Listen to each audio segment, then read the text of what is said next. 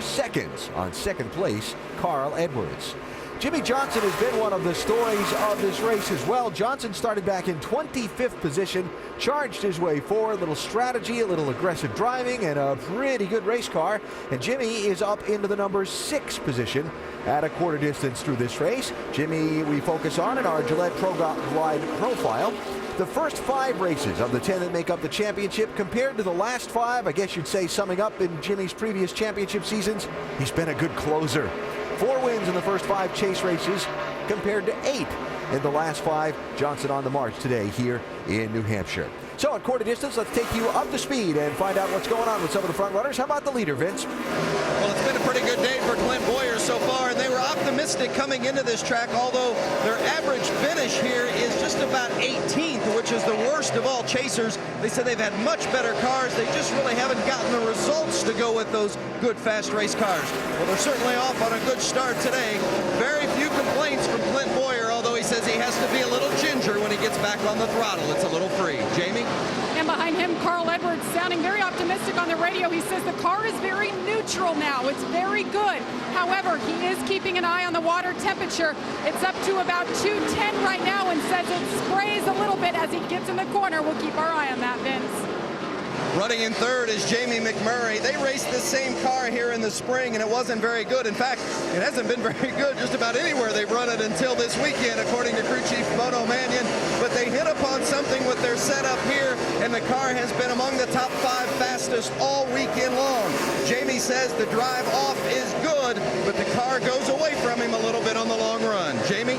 You see A.J. Allmendinger just get around him there in the 43, picking up where he left off last week. Very impressive run. He finished 8th at Richmond. This team and A.J. are gaining a lot of confidence together in their ability. This is the first time, whoa, and he almost gets the wall there. First time in this race car, just lacking a little grip as you saw him get it loose there, Doc. And now up to 5th position is Jimmie Johnson. And Jimmie Johnson and crew chief Chad Knaus both know that the last 5 Cup winners at this racetrack did not leave their first lap until after lap 100, including Jimmie Johnson back here in June. So right now the word from Chad Knaus to Jimmie is patience. Jamie. And Brett Keselowski, who was your pole sitter, is slowly slipping back, but doing a great job of keeping it in the top 5. He said the pole was the spark this team needed. Now their goal is just to run in the top 10 the entire race and prove they are capable of being a front runner. Dave? You know, this weekend must look a lot similar to Dale Earnhardt Jr. as June. He started 31st, raced his way all the way up into the top 10. Well, that's where he is now. In their first pit stop, they took 4 tires. Last time they stayed out, he restarted 16th and has driven his way all the way up to, I think it's 8 now, Vince. Well, and Tony Stewart led 24 laps early in the race. Then they came in on their first stop and took 4 tires, fell all the way back to 18th. Stewart has used that fresh rubber to work his way back up into the top 10. This team has 11 top 10 finishes in the last 15 races. They've gained 8 positions in the point standings. One of the main reasons people believe this is the team to beat in the chase, the 14, Tony Stewart. Dave? David Ruderman has lost a couple positions lately on this run because the car has been loose off. But their weekend is he's now going to get another position taken by Kurt Busch. Ruderman started 7th after having a great run in qualifying. They just have stayed up near that. They took 2 on their first stop and stayed out on the last stop. Jamie? And Kurt Busch and his 2 team very disappointed after last week's finish. But the good news is they brought a new race car here, as you see him mired in traffic right there. But Kurt Busch brought this brand new car, 1 of 6 they will bring to the chase races. He said that last stop, the adjustments helped. He just needs rear grip. Dave? Jamie, how about Jeff Burton in the chase? And on that last pit stop, they came down for 2 tires. Crew chief Todd Berrier called down. He said, you know what? We're not going to make any changes and see where it goes. It's gone from 21st to 11th, Alan. All right, as we watch this little 3-way fight here at the backside of the top 10, we'll just mention this. Ray Evernham, champion crew chief, said on NASCAR Countdown that the guys starting back in the pack among the chasers wanted to be in the top 5 with their cars in one piece. By the time we got to halfway, we're not even close to halfway yet. Jimmie Johnson's up in the top 5. Marty, DJ, and Andy. Thank you, Alan. As you look also right behind this group, you notice Kyle Busch trying to get back in the mix as he is running in the 12th position. Update you on a few cars. Nemechek, Bliss, and Castle, McDowell, Speed are either off or out of the race. Let's get an update on Kevin Harvick because he's running in 17th, Dave. And Marty, we talked to Kevin in Countdown today about his attitude going forward, and we've seen his leadership on this team. Remember Atlanta when he admitted that he made a mistake and kind of cost him a lot that day going for too much? So it's interesting to focus on that subject when you talk to Kevin. Well, they've had a struggle so far today, and here was his radio about 15 laps ago. Push it, spin in the cam, rear tires. All right, obviously we've made 2 of the worst pit calls we can make today so far. During this run, it has been pushing and spinning the rear tires, as you heard him say. It's really hard to handle. He has sort of solidified his position, though. Isn't going back anymore, but he's not happy where he's sitting right now. We'll see if he can recover some of that attitude. Well, another round of pit stops will be coming up in the not too distant future, so he'll get a chance to see what happens. David Reagan's going to go a lap down. That means we'll have 30 cars now on the lead lap, and Clint Boyer has now led 58 laps. Hampshire pit stops upcoming. Pressure for the teams, especially at a track where track position and strategy are so crucial. Crew chiefs want to do with that next strategy call when it has to be made shortly. We continue under green as we approach the lap 100 mark and the 1/3 point of this NASCAR Sprint Cup Series opening chase race for 2010. From the pit studio with Rusty Wallace, Brad Daugherty, Ray Evernham, and kind of chiming in with Andy Petrie, Dale Jarrett, Tim Brewer from the Craftsman Tech Garage as well to talk a little strategy. We've seen some strategy in this race today. Let's talk about, first of all, the race leader. Does he dictate what's going to happen here, Ray?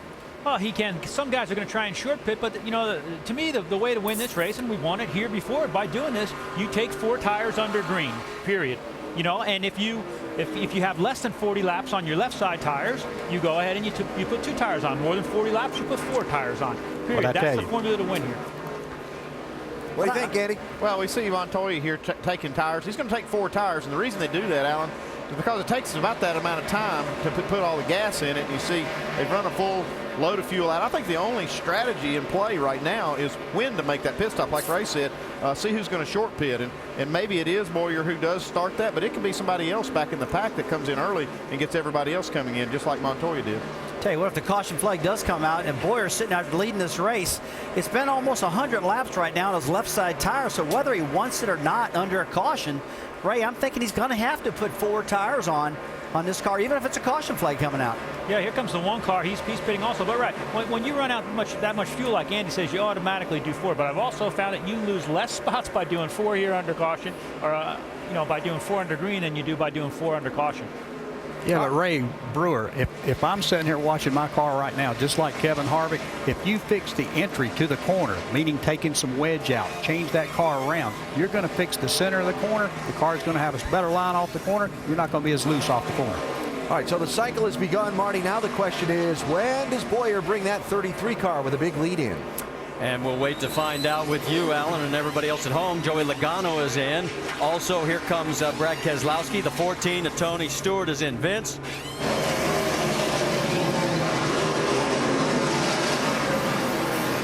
14 of Tony Stewart really tight in the center. Needs more forward bite. They're going to make an air pressure adjustment with 4 tires for Tony Stewart. There's the 18 of Kyle Busch. Kyle says that they just haven't had the drive off that they need. The car feels like it's on top of the track. No forward bite. 4 tires and a chassis adjustment for the 18. Now the 33 of Clint Boyer is in. They took 4 tires, made a track bar adjustment and an air pressure adjustment, trying to get it to drive off the corner a little better. Doc? Jimmie Johnson in, major chassis adjustment. Car still tight in the center, still free off. He cannot use the throttle. Then they're going to go back to some air pressure changes early on. Behind him, the 11 car. Denny Hamlin in. Back to the normal air pressures. Half around the wedge in. Hamilton, you have got to work on my forward bite. Jamie.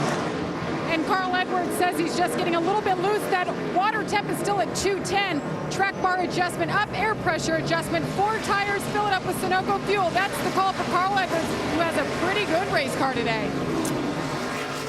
They continue to work on the left side on Edwards. We can also tell you several other cars have made their stops. And most of them are now back out on the track. We're still under green. Our current leader, Kurt Busch, through the cycle, is now coming in, which means it'll give the lead over to Jeff Gordon. Jamie? And Kurt Busch says, free me up. And the adjustments worked on the last round of pit stops, so they're going to